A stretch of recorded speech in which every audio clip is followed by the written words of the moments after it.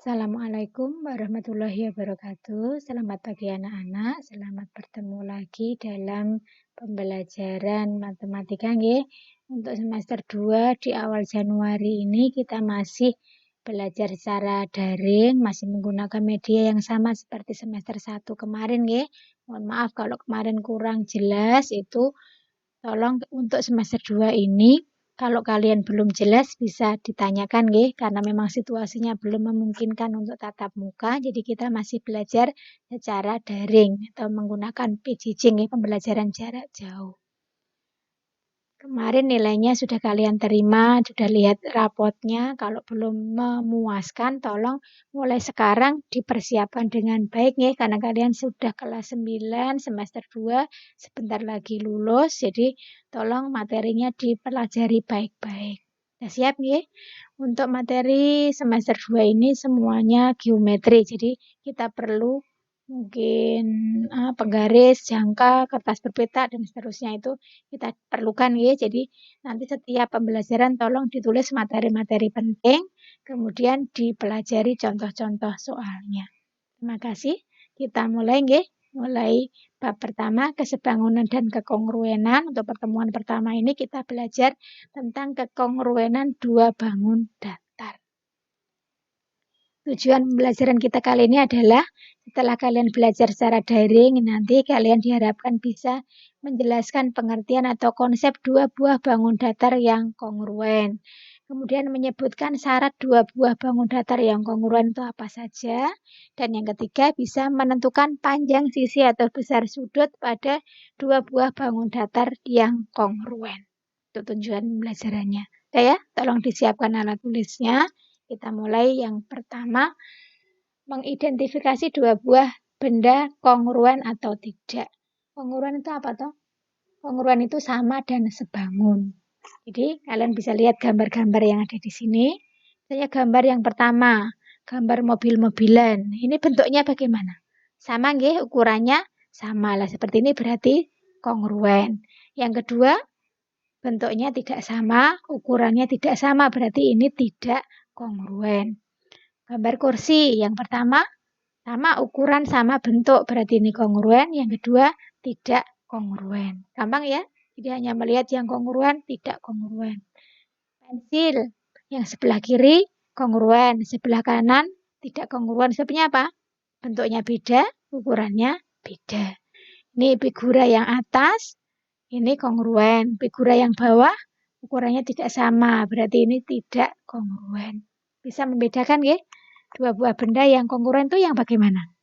Iya, dua buah benda itu dikatakan kongruen atau sama dan sebangun jika ukurannya sama, bentuknya juga sama. Jadi bentuk dan ukurannya harus sama, itu dua buah benda yang kongruen.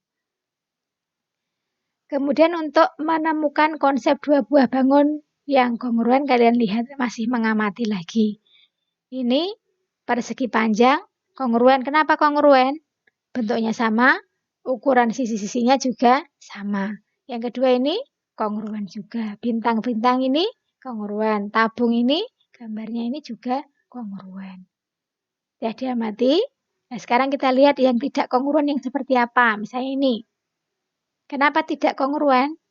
Bentuknya tidak sama, ukurannya tidak sama. Yang ini ukurannya sama, tetapi bentuknya tidak sama. Ini ukurannya tidak sama, ini juga ukurannya tidak sama. Ini contoh benda-benda yang tidak kongruen. Sekarang dari pengamatan tadi mungkin kalian bertanya, mengapa gambar yang pertama tadi adalah yang kongruen? Yang kedua, kenapa tidak kongruen? Syarat apa yang harus dipenuhi agar benda yang tidak kongruen tadi menjadi kongruen? Mungkin pertanyaannya seperti itu, nggih. Nah, pembahasannya ini. Bangun yang pertama tadi adalah kongruen karena tadi bentuk dan ukurannya sama. Kemudian yang gambar yang kedua yang tidak kongruen tadi karena bentuknya kadang-kadang bentuknya sama tapi ukurannya tidak sama, atau jika ukurannya sama ternyata bentuknya tidak sama. Berarti syarat dua buah bangun agar kongruen itu adalah harus memenuhi dua syarat ini. Bentuknya sama itu artinya sudut-sudut yang bersesuaian itu besarnya sama. Kalau yang kedua ukurannya sama, artinya sisi-sisi yang bersesuaian panjangnya sama. Jadi ada syarat bentuk, itu berarti sudut nggih, dan ada syarat ukuran, berarti itu panjang sisi. Itu syarat dua bangun datar yang kongruen. Lah, untuk mendapatkan dua buah bangun datar yang kongruen itu bisa menggunakan dua cara. Cara yang pertama itu dengan cara digeser. Jadi kalian bisa mencoba ini, dibuat persegi panjang ABCD dan EFGH yang bentuknya sama. Kemudian ini kalian gunting, digeser, ditempelkan pada bangun yang kedua. Bisa menempati atau bisa saling menutupi tidak? Iya, ternyata bisa saling menutupi dengan tepat. Berarti kalau dua buah bangun datar yang bisa saling menutup dengan tepat, itu bangunnya kongruen. Jadi bisa digeser biar kongruen. Cara yang kedua, diputar. Jadi kalian buat ini ada trapesium PGRS, ada trapesium TUVW. Ini seperti tadi nih, kalian gunting, dijiplak dulu digunting, diputar, kemudian ditempelkan di sini. Bisa menutup tidak? Bisa ya? Oke, berarti dua buah bangun datar yang kongruen itu bisa diperoleh dengan cara translasi atau menggeser dan rotasi atau memutar. Ini materi semester 1, masih ingat ya? Tuh. Kalau didilatasi bisa tidak? Tidak, karena tadi tidak sesuai, tidak ukurannya tidak sama. Kalau di satunya apa kemarin? Translasi, rotasi, dan apa? Ya, nanti dilihat lagi. Dicerminkan. Dicerminkan itu juga bisa kongruen ya, tetapi nanti kan gambarnya di sebelahnya cermin, jadi nanti mungkin tidak pas. Jadi yang kita coba di sini hanya yang translasi dan rotasi. Kemudian syarat dua buah bangun datar yang kongruen tadi, bentuk dan ukurannya sama. Berarti sisi-sisi yang bersesuaian sama panjang dan sudut-sudut yang bersesuaian sama besar. Jika dua buah bangun misalnya diberi nama ABCD dan JKLM memenuhi kedua syarat tadi, maka ABCD dan JKLM itu kongruen. Nah, kongruen tandanya seperti ini. Ada S tidur, kemudian bawahnya ada sama dengan, berarti ini dibaca sama dan sebangun atau kongruen. Kalau tidak memenuhi salah satu dari kedua syarat ini atau dua-duanya tidak terpenuhi, maka tidak kongruen. Kalau tidak kongruen, ya seperti tanda kongruen tadi kemudian dicoret, itu berarti tandanya tidak kongruen.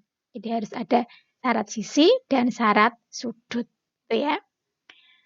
Sekarang yang dinamakan bersesuaian itu seperti apa? Misalnya kita lihat ini tadi trapesium ABCD dengan JKLM. Lah kalau ada tanda sudutnya sama seperti ini, berarti sudut D dengan M itu saling bersesuaian dan besarnya sama. Kemudian AB dengan JK, ini kalian lihat bentuknya sama, apa namanya, posisinya kan sama, ya, sejajar atau searah seperti ini, berarti sisi AB dan JK itu saling bersesuaian.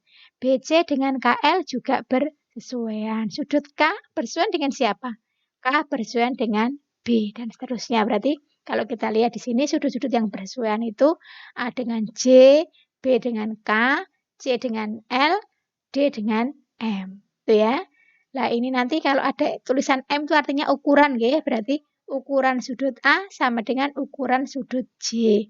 Ukuran sudut B sama dengan ukuran sudut K dan seterusnya. Nah, sisi yang bersesuaian yang seperti tadi, AB dengan JK, BC dengan KL, gitu ya.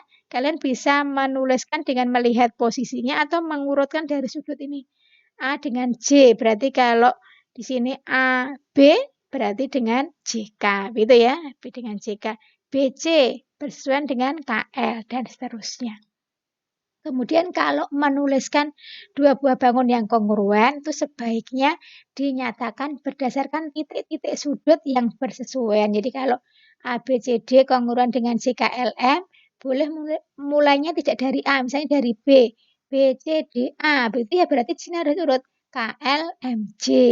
Kalau urutannya BADC, ya urutannya di sini KJML. Begitu ya. Jadi urutannya ini adalah menurut sudut-sudut yang bersesuaian.